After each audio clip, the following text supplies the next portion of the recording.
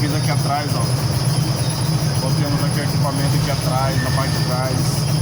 Ali atrás já está identificado qual as peças que a gente vai trocar, beleza?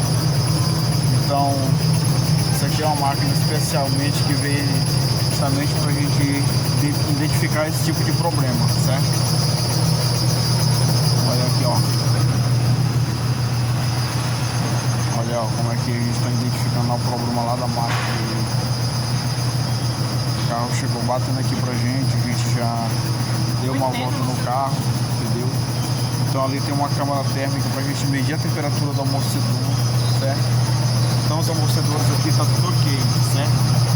Mas há um problemazinho no coxinho dele, que tá com uma batidazinha, certo? Então a gente vai efetuar a troca do coxinho dele, certo? Ele tá ali medindo a temperatura do amortecedor.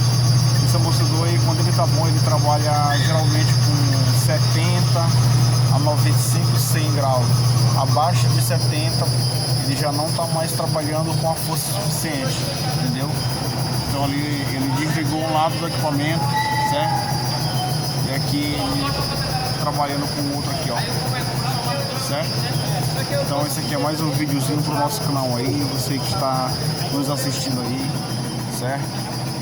Então estamos aqui para efetuar esse tipo de problema, certo? Valeu, partiu!